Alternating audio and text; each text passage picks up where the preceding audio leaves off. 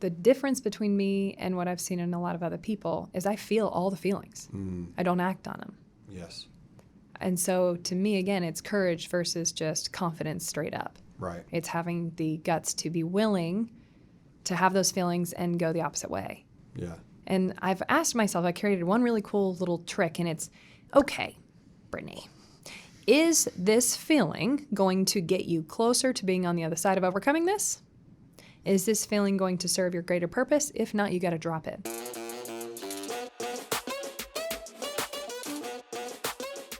Britnie, this has been an incredible journey. We are going from broke to woke during this podcast, during this episode, and we're also learning a lot more about each other. This is fun. And I think from all the outpours of DMs and the messages and the tweets, like we're actually helping. And that was kind of our goal, I think, of this entire podcast. That was our entire goal. When we got this together, we're like, we need to share our stories because I think that we've messed up so badly that we can help some people. Mm-hmm. And they can understand a lot about our journey, but also understand what to do and what not to do and how to go from broke to woke. Yeah. In this episode, I think we're going to talk a little bit about some definitions. We're going to talk about some terms. We're going to talk about things that we've been able to help, how they've helped, why they've helped, what they've helped. And it's going to start with a really easy question for you. Go on. What is your definition of happiness? You know, I've actually always had a problem with the word happy. Okay. Because people say, that makes me happy. That makes me happy. Or it seems so seasonal to me. And in my own experience, I always had a really good reason to be unhappy in my journey. There was always something going wrong. It was a pretty tough journey. Sure. And what I have learned for me is that joy comes from within, not from whatever you're doing without. And if I ever felt like having something make me happy, then I'm giving it the power. I'm giving it my energy. And so I had to make a conscious decision as I'm overcoming all this stuff, as I'm learning, I'm getting sued, I've got haters, I've got people turning on me, I'm with or without money, with or without food, depending on what's going on and what valid excuse I had to be unhappy. I remember the day I woke up, I drew a line in the sand, and I said, I'm going to choose to live in my own bubble of joy, regardless of external circumstances. And having that choice and taking ownership of my own state dramatically improved the quality of my life to where I just had joy. I actually had happiness, if you want to call it that, for the first time for real, probably ever.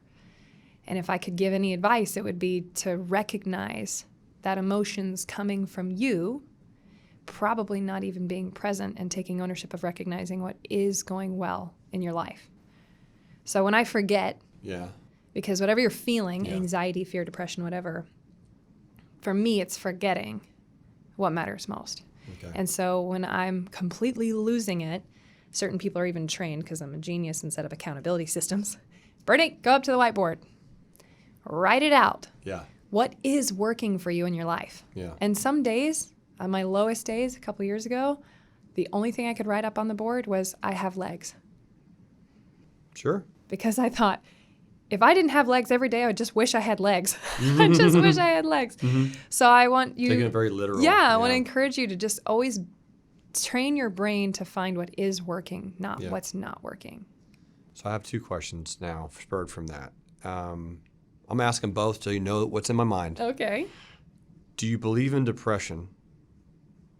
And then the second question is, you mentioned that you had a day. You said that there was an actual day where you drew a line in the sand. Was it an actual day? It was an actual day. Can you describe it for me? It was during that lawsuit. Okay. Actually, maybe my third lawsuit. Yeah. I was waking up with massive amounts of anxiety and just I had depression and it looked like everything in my life was going wrong and nobody cared about me and all of this was for a waste and what really mattered, it's spiraling. And I was like, I'm always going to have a reason to not be happy. And I'm tired of living like this. So I'm just going to choose to be freaking happy, to choose to operate from a place of joy. And inside this bubble, all of these things outside will go away eventually. So if I extend this time worrying about them, then I'm not happy. So if I can just not worry about them and recognize they're going to go away, I just have to deal with them, but don't give it the worry feeling, then I can just be happy as I deal with them. Where was that physically when you were there? Do you remember? I was in Shelby Hills in my house on the second floor, looking out over this park. Had just checked some really horrible emails first thing in the morning, and I was like, you know what? Yeah. Done. Yeah. Done. But I've had to find really creative ways to remind myself. So for me, I'm, I guess, very forgetful. I don't know if everybody else is, but all of my art is intentional.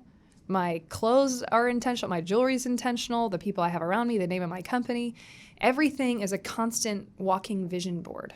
Okay. Of what I really want to remember and stay true in my life, presently and future. So I want to ask you the same thing. Okay. How would you define happiness, sir? I am over here afraid that my answer is going to be so less great than yours. There's no competition, and most of your answers are better than mine anyway. So it's not a competition. But my definition of happiness is when you have absolutely nothing to smile about, but yet you do it anyway. Tell me more about that. So there's these times in your life, like you're mentioning, that you are going to be frustrated, scared, annoyed, depressed, anxious. I didn't believe in anxiety for a very long time. I just thought it was a made-up thing, right? I was like, you get to experience it. And then you get to experience some anxiety. And then when that happens, you have these panic attacks, and you have all this weight, and this all this freak out happens. That's when you can really start believing in depths and souls. And so when you have no reason to smile, but yet you do it anyway, it allows me to realize that, as you mentioned, happiness is synthetically created. It's internally created. You're sitting there understanding that you might be depressed, you might be anxious, you might have a panic attack, you might have this crazy bill or this person or this lawsuit or this email or this Facebook post or this message. I got 4 of those today, right? And when you have that challenge and it's sitting there on your shoulders and you're just frustrated and you're stressed out, and yet you go, it's okay. And you just have this nice smile, and you realize that you can be happy. You get to create happiness internally. And a lot of it does come from gratitude. A lot of it comes from, what are you grateful for? And when I write down a journal or take notes of what I'm grateful for, kind of like you, a lot of times I will have to start very literally. Yeah. Because some people are really altruistic and awesome and big picture when they do their generosity pictures. But for me, I have to sometimes, if I'm really sad or upset or frustrated or anxious, I have to start at a really ground-based level. I'm thankful for electricity.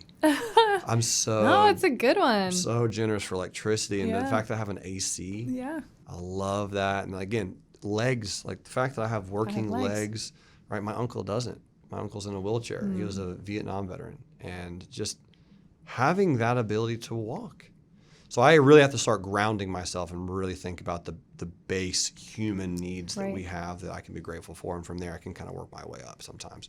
But that's my definition of happiness. Oh, my gosh. I love it. I love that we both have recognized it is that inside job. And I want to take it a little farther. Okay. Because once you recognize it's all an inside job, then you own your power. Yes. But I stopped, I think 2 years ago, saying he made me feel. He may have inspired it, or she may have inspired it, but I chose to interpret through my filters to then transform this feeling inside myself to then create anger or whatever. He made me so angry. Nah, I made me angry. Wow. By the way I took it. Yeah. So no one can make you anything. You get to choose to feel that. And so when I hear it, it's, try not to be judgy, but inside I'm like, that's just a really immature, lack of control response. So it's a constant practice. It is. But I think true power is when anybody can come, attack whatever they can do, and you just keep your peace. Yeah. If you find a way to really walk in a way that no one can steal your peace, you have such an incredible life. You automatically are winning at that point. Yeah. You're winning. You're a step ahead. Yeah. You're the stronger person. Yes. You're more powerful. You're that beam of light that is needed in that world, in that room at that moment in time. I'm going to pause for a moment. Well, not pause, but actually stop you and just let everyone who's listening know this. And I know you and I have talked about it a little bit, but I want people to know they need to be listening to you intently for the rest of your life. You are going to be a motivational speaker. You are going to be a force for good for women and for girls and for ladies, for females, because they need more people like yourself. There are not nearly enough women who are leaders in the industry, who are leaders in their subject matter experts or their fields or their passions that are really public about it. And they share their vulnerabilities and they share their fears and they share their hurdles and their mental insecurities openly. And then they talk about how to get through it. And that's what you're doing on this podcast. That's what you're going to do for the rest of your life. And you're going to inspire millions. Thank you. I received that. Thank you. Women, as he says that behind the scenes, just let you know, all those same thoughts. I'm not worthy. I'm not good enough. I don't know. Yeah. Why did I messed up in life? Blah, blah, blah. I'm not. All those thoughts are there. But instead of engaging in them, you say thank you. And you find a way to recognize inside yourself that I've gone through something that could possibly help someone else. So I'm not going to share from a place of perfection. No. I don't even believe in the P word. Yeah. We're just going to call it the P word. I don't believe in it. Yeah. It's not real because I'm going to learn more tomorrow and make it even more P word, you know? Correct. So if, instead of sharing from that place of quote unquote perfection, you share from a place of, is there something in my life that could possibly help someone else? And that's what I want you all to start sharing. Men, women, young, old, you are qualified enough to gift someone with a couple things that you learned in overcoming whatever you've overcome. Yes, you are qualified enough. Business problems, could be rape, could be childhood trauma, could be eating disorders, could be whatever it is. If you've overcome anything in your life, you can help someone else. And it is your gift. It is your responsibility. But what if I'm not a good public speaker? That. Find another way to tweet it. That's right. Figure it out. There's always a way. If you wish someone could have shared what you now know with you, then it's your responsibility to share it with someone else. Oh my goodness. That's some words of wisdom. And I think it is our responsibility. If we've overcome something, do not feel that judgment and that terror of saying, well, I'm not good enough to do this. That's always our fear subconsciously to some degree. If we haven't done it, it is literally because you are afraid. If you haven't done and achieved or obtained whatever it is that you want, it is because you are afraid of something, and that is holding you back from that. I want to take one more step. Okay. You said don't feel that. I think it takes a long time to not actually have the feeling because it's a survival instinct. So the difference between me and what I've seen in a lot of other people is I feel all the feelings. I don't act on them. Yes. And so to me, again, it's courage versus just confidence straight up. Right. It's having the guts to be willing to have those feelings and go the opposite way. Yeah. And I've asked myself, I created one really cool little trick, and it's, okay, Britney, is this feeling going to get you closer to being on the other side of overcoming this? Is this feeling going to serve your greater purpose? If not, you got to drop it. So much to where I idiot-proofed it for myself, which I love to do. Okay. I have on my vision board, here are the 5 top things that can knock you out of the game. Oh, wow. I looked at my eulogy and what I want to be true for my life. Okay. And then I wrote a list. All right, if I engage in these 5 things, which I already currently was engaging in every day, then I will not reach my potential. And here are the 5 things that I must engage in order to reach my potential. Number 1, insecurity. Number 2, anger. Number 3, procrastination. And the list goes on and on. I tried to stick to 5. I really have like 8. But I wrote it down. And so when I wake up nervous, I'm not pretty enough, I'm not la la la enough, I'm not whatever it is, I look at my vision board and I'm like, you know what?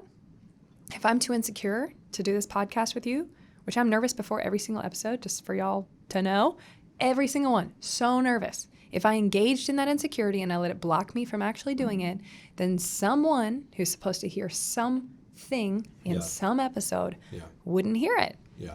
And so you just have to find a way to just get over yourself because this isn't about you. Yes. So in that regard, then, what would be your definition of success? Good question. I can't wait to hear your answer. My definition of success is to identify your gift, the one gift inside yourself or the many gifts inside yourself, that light that only you can give to the world, and find a way to give it away. Find a way to actually live that versus keeping it. And it's not even really a gift unless you give it, right? Yes. So I want to hear from you.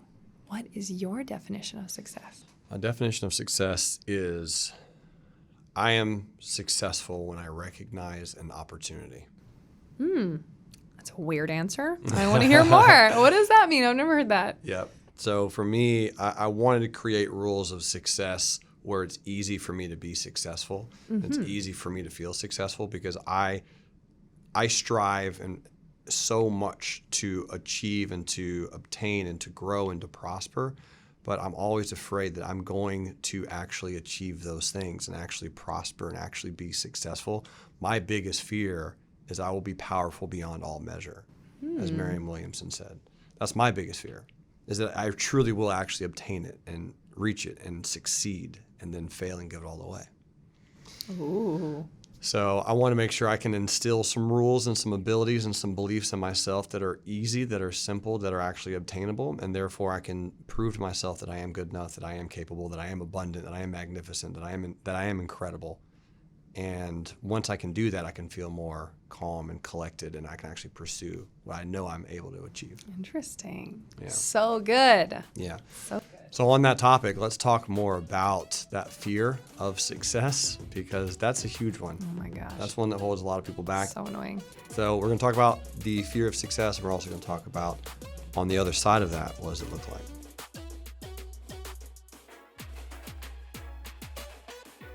Thank you for watching From Broke to Woke with Britnie Turner and Jerremy Alexander Newsome. We have loved this journey with you. We want to help you go from broke to woke, understanding your purpose in life and really walking in the fullness of your potential.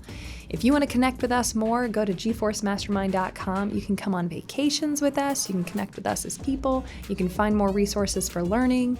And if you want to follow us on Instagram, go to gforcemastermind. We'll see you there.